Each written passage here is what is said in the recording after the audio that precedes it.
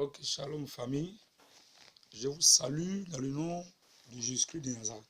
Ce matin, je vais parler de quelque chose que j'ai intitulé « Sois un exemple de Christ ».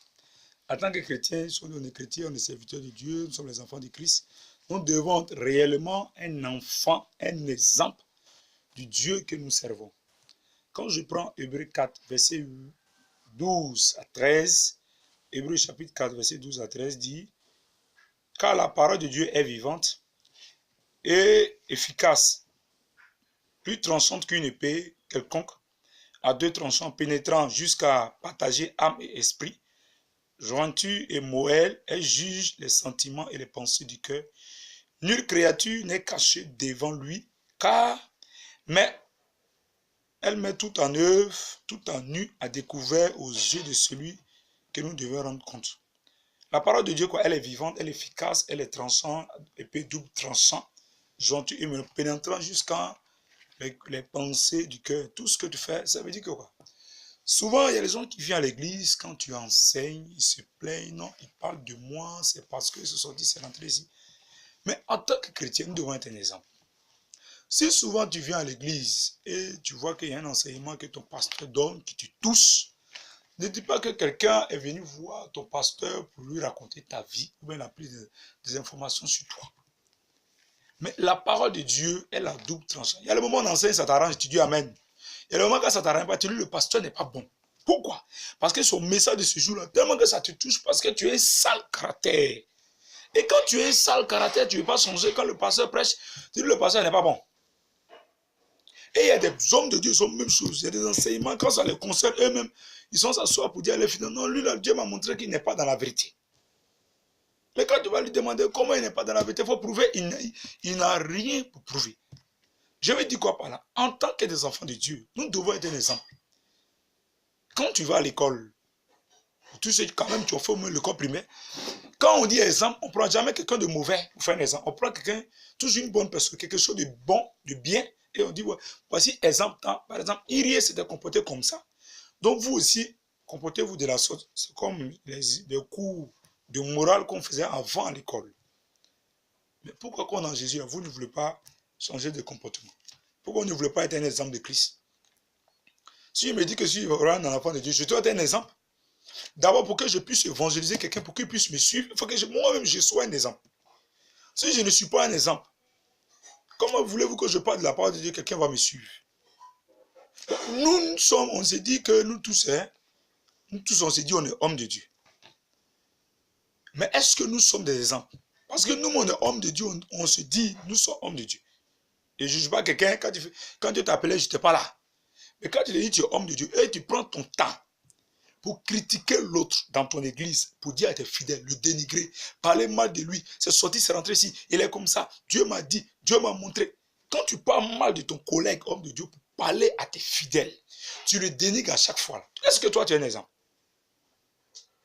Quand toi, tu te comportes de la sorte, maintenant, ton fidèle, tu veux que lui se comporte comment? Parce que c'est ça la question.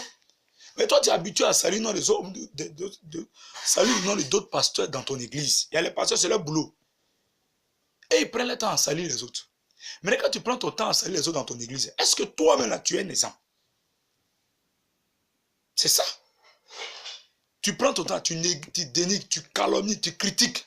Alors que tout cela, ce n'est pas bon selon la parole de Dieu. Parce qu'avant de s'asseoir, par exemple, pour dire non, lui là, il est dans le faux. Là. Il faut que tu aies la conviction, il faut que tu aies l'assurance de ce que tu dis.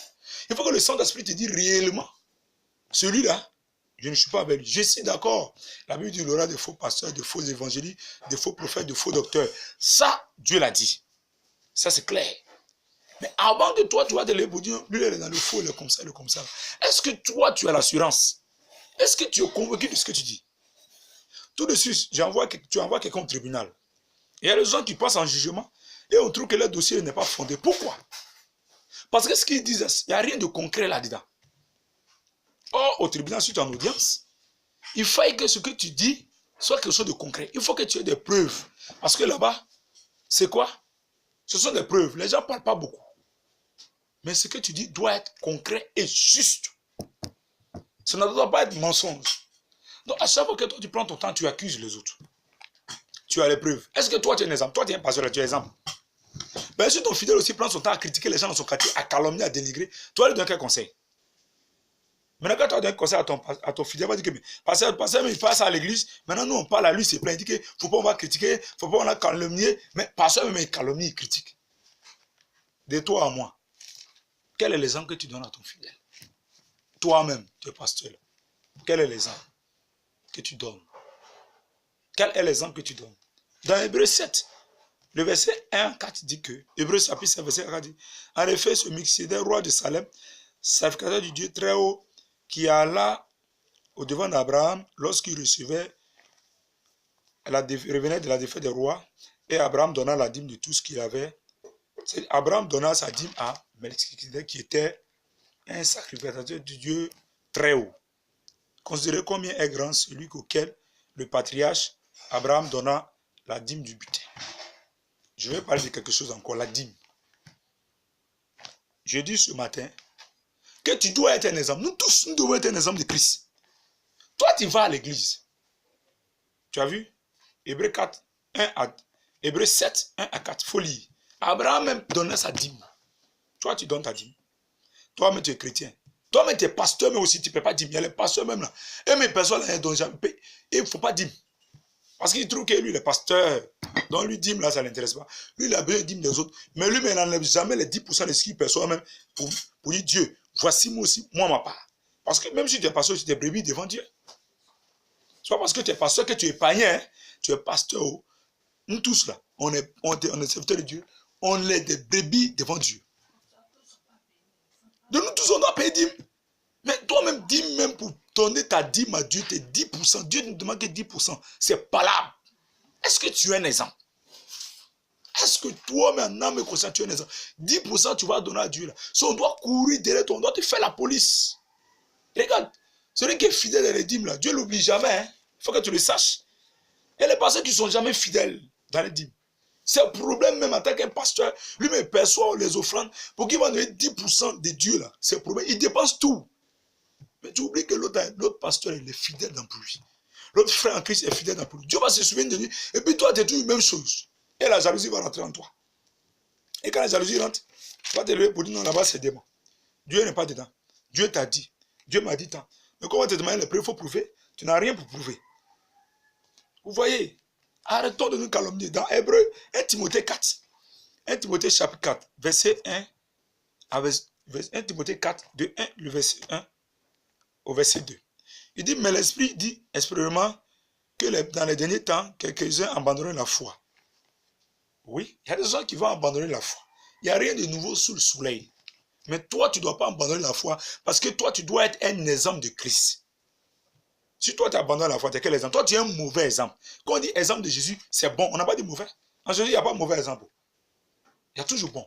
Donc, quelqu'un qui abandonne la foi, il est un mauvais exemple. Tu ne peux pas le suivre. Parce que tu vas à l'église, ton frère va rétrograder, toi aussi tu vas rétrograder. Tu cherches quoi?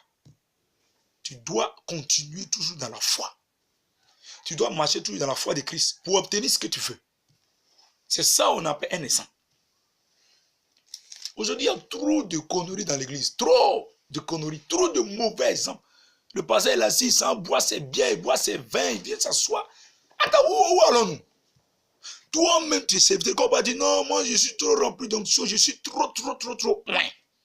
Tu es trop loin. Tu es trop loin. Donc c'est normal que tu sois dans l'impudicité, dans l'adultère, dans le sexe, dans l'ivrognerie, dans l'idolâtrie, toutes ces conneries-là, parce que tu es trop loin. Et quand on parle, non, David a péché, après, quand David a péché là, oui, David a péché. Mais est-ce que Dieu l'a laissé? Malgré jeune David a pu demander pardon, l'enfant n'est pas mort. Cet enfant-là, de la femme du soldat, Dieu a tué l'enfant. Après ça encore, c'est où David est parti recommander ces mêmes conneries là encore. Mais comment non, David a fait ça, moi aussi je dois faire. Tu es David. Bon, David a fait ça. Mais quand David a fait ça, David a eu sa punition. Hein. Malgré les jeunes, tout ce qu'il a fait. Mais ça n'a pas empêché Dieu d'enlever l'enfant. Dieu a tué l'enfant. Bon, lui c'est David. Toi tu t'appelles David. Parce que c'est ça le problème. On prend souvent nom des gens, lui il a fait ce qu'il doit faire. Ça c'est lui. Mais est-ce que c'est toi? David là, c'est lui David. Est-ce que toi tu es David? Tu dois être un exemple. Ça sert à quoi d'être, tu es dans la livrognerie, tu es dans l'alcool, dans l'idolâtrie, et juste tu viens à l'église, tu sautes, je suis un homme trop loin. bon, tu es toujours dans les bars. Toi, tu es des pasteurs, tu es trop loin. Il y a tous des liqueurs, des jacks, des mouscadors, des cognacs, des whisky. Toujours dans ta maison. Maintenant, ton fidèle, là, si tu le trouves dans une situation comme ça, tu vas lui donner quel conseil, maman? Parce que toi-même, tu es dedans. Maintenant, ton fidèle, tu vas le trouver ton fidèle aussi en train de boire les vins, les liqueurs, un peu de cognac, un peu de jack, un peu de rhum, un peu de mangousta, un peu de martini, ton fidèle est dedans. Tu vas lui dire quoi? Mon fils, il faut boire, mais parce qu'un vrai chrétien ne boit pas la boisson alcoolisée. Un vrai fils de Dieu est un exemple. Il ne boit pas la boisson alcoolisée. Il faut que tu le saches. Donc, comme toi, tu dis que tu es trop, ouais, il faut me montrer. Il tient la Bible ici. Oh. Ce n'est pas marabouté, c'est Bible. Tellement utiliser la Bible là, jusqu'en quand tu vois, c'est une Bible, on me dit tous les jours. C'est une Bible. Toi, tu es trop loin, mais tu es toujours saoulé. Mais il y a d'autres, mais tu es toujours saoulé, tu es à l'église. Est-ce que tu es un exemple? Maintenant, ton fidèle là, qui est dans l'alcool, tu vas prendre le micro, tu vas prêcher. Quand tu prêches, toi-même dans ton cœur, ça te dit quoi dans ton esprit? Maintenant, le fidèle là, tu le trouves, il est couché dans le caniveau, il est saoulé. Tu vas dire, ouais, mais parce que moi, il était en train de boire un peu de martini rouge à quelque part. Est-ce que tu es des exemples? Nous devons être des exemples de Jésus. Si nous voulons que les gens quittent le monde des ténèbres pour venir à nous, nous devons être des exemples. Si nous ne sommes pas des exemples, on ne peut pas évangéliser quelqu'un. Ça sera difficile pour que les gens nous suivent. Une église vivante, c'est une église qui craint Dieu. Une église où il y a la puissance de Dieu, c'est une église où les gens sont sanctifiés. Dieu ne peut pas venir agir dans une église où ce sont des impudiques, des païens, des débauchés, des idolâtres qui sont assemblés dans une salle. Le Saint-Esprit ne peut jamais agir là. Si nous, on veut toujours avoir la gloire de Dieu, si on veut que les gens se convertissent, qu'on va évangéliser les gens, si on veut que réellement on veut voir la gloire de Dieu dans nos vies, regarde, il faut qu'on change. Nous devons être des exemples. Et puis de quoi? De bons exemples pour l'Éternel. Et que Dieu vous bénisse.